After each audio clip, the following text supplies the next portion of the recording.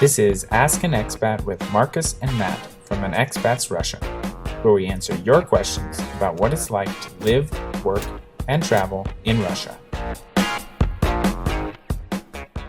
Hi everyone, welcome to this video. Today we're going to talk about how US and Russian politics affect being an American in Russia. Before we start, if you like our videos and you enjoy our content, please give us a like and subscribe. It really helps the YouTube algorithm.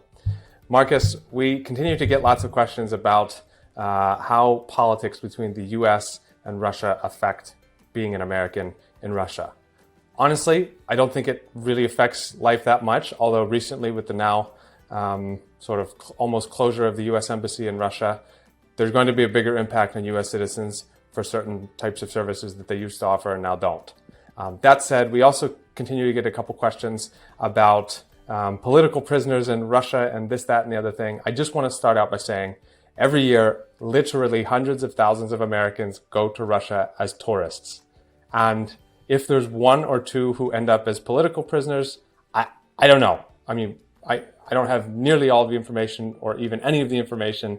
So I think if you're worried about it, you probably shouldn't go to Russia, but there really is no reason to worry about it. Out of hundreds of thousands, I find it hard to believe that there's people who end up in trouble, didn't break some rule. I think the number one rule of going to any country is, if you're going to go there, make sure you follow the laws. If you do that, I cannot imagine you having any problems in Russia.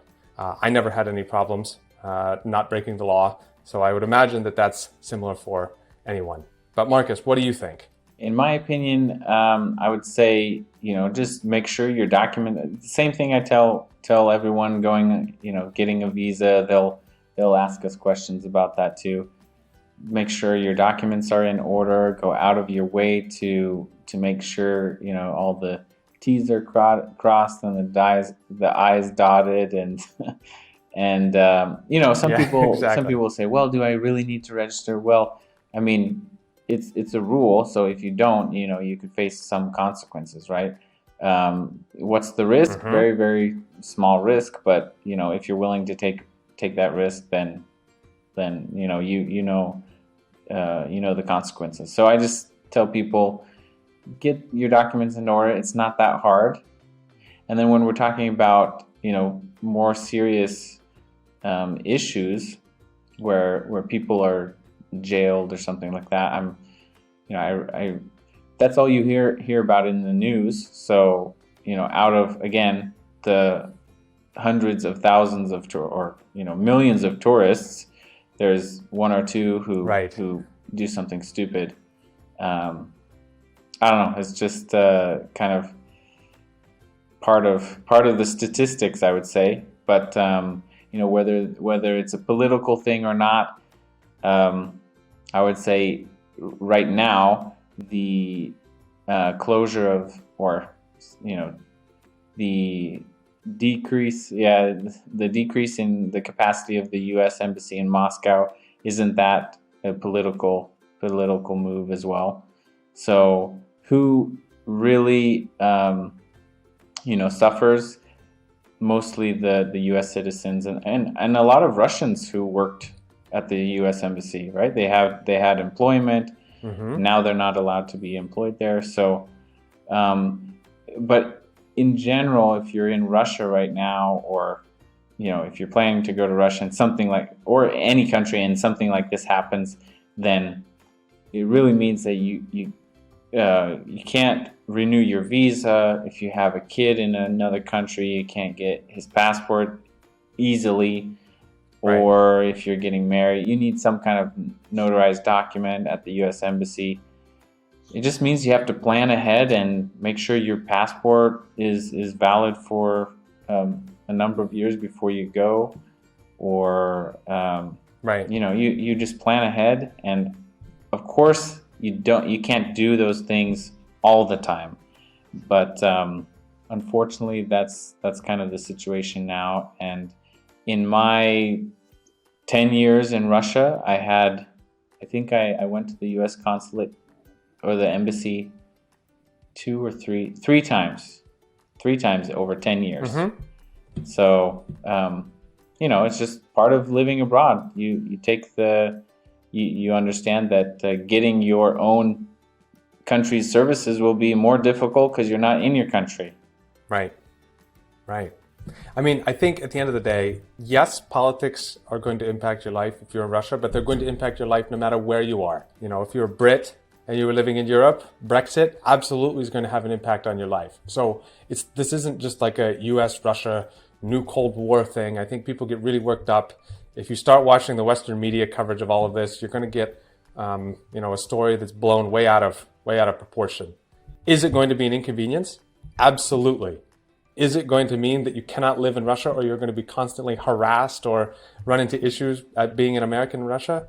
No, I can't imagine that's true. I'm going to Russia here in a few weeks. I'm going to be there for quite a while.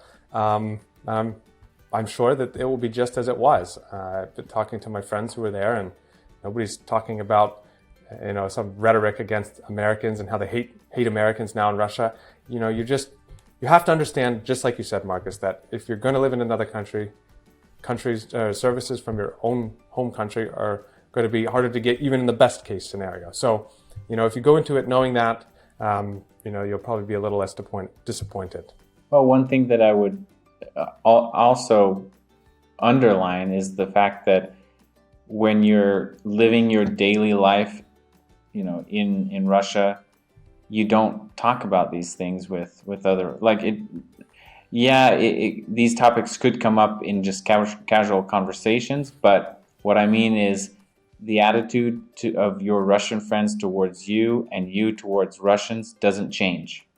I mean, you're still good friends. Like, exactly. There's no difference in how you treat each other because of these political moves.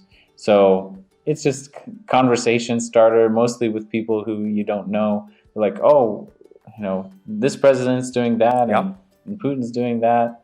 So it doesn't really change everyday life. It'll make those, occasional trips to, renew your passport and access to services that you need every so often, but not every day. Harder, but on a day-by-day basis, it doesn't change much. Right.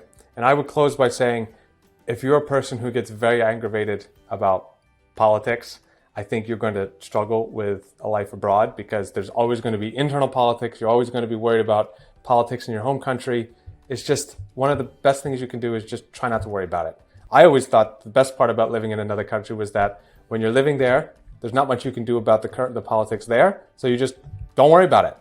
And since you're outside of your own home country, it's also not terribly relevant to you. And you can also forget about it. That was the best part for me about living abroad. So I always just try to keep that in the back of my mind, that yes, there might be hardships, but at the end of the day, just forget about it. There's nothing you can do to change it in almost every instance, and just enjoy being in another country. Right. So I hope you enjoyed the video, and we will see you next time. This was Ask an Expat with Marcus and Matt from an Expats Russia. We hope you enjoyed the video, and if you have a question about Russia, let us know in the comments and we'll answer it in another video.